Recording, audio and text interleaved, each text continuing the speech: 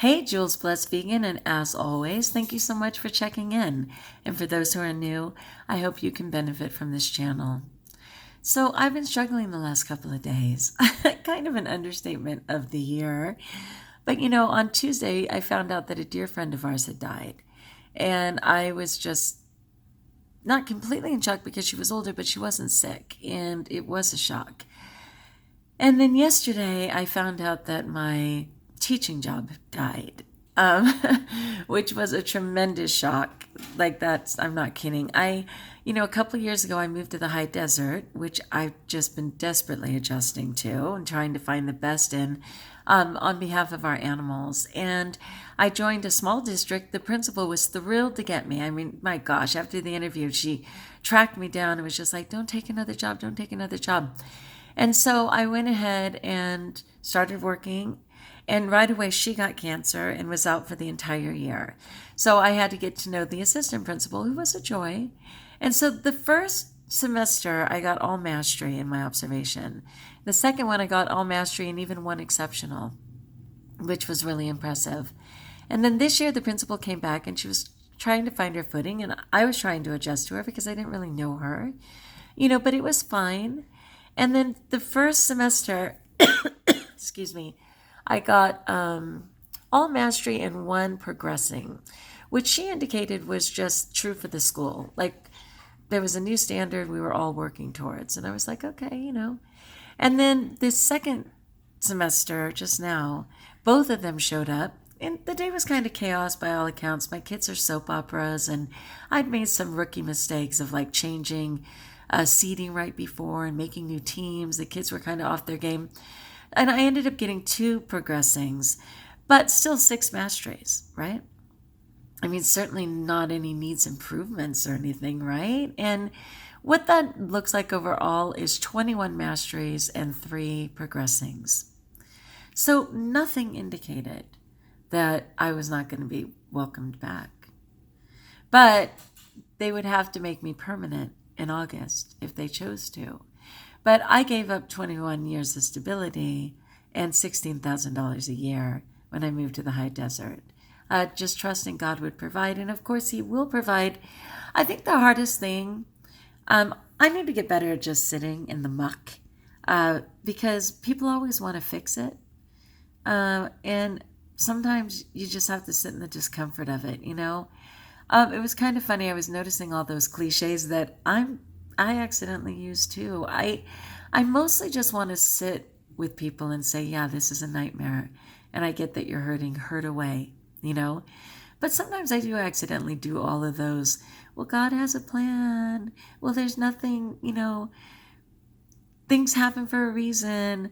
Where God closes a door, He opens the window. I'm a big girl, and getting through a window is tougher than a door. I'm just playing. I get all of those, but I mostly want to say, yeah, that sucks beyond measure. You should really be hurting and maybe even angry, and let yourself feel that. Like that's kind of where I want to go.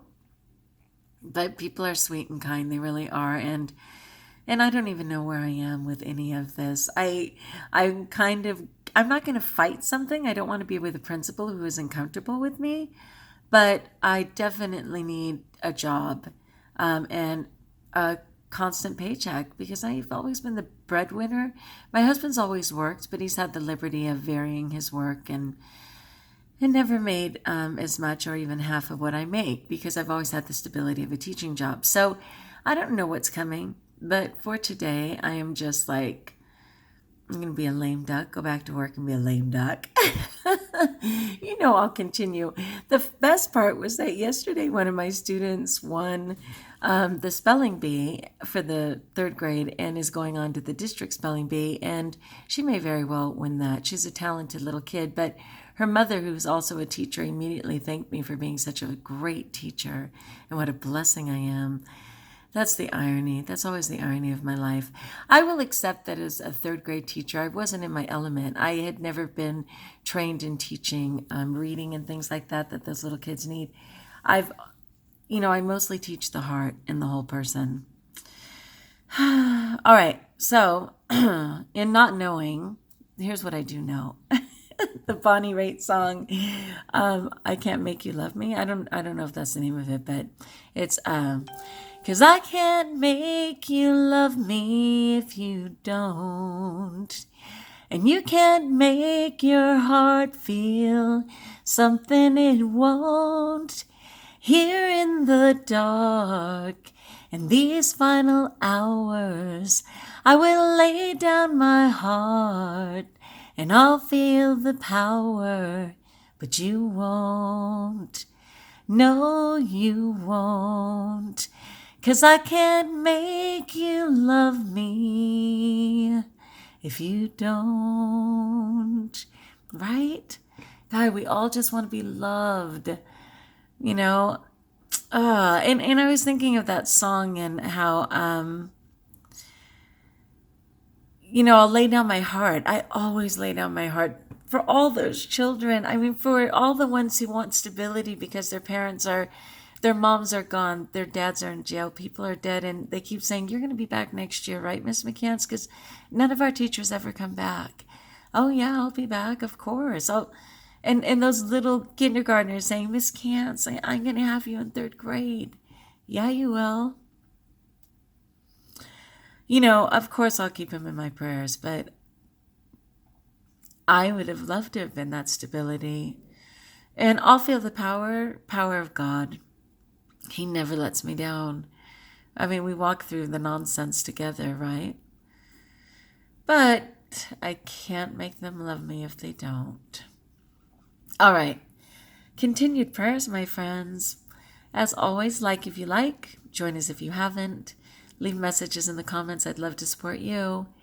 And I do need continued prayers.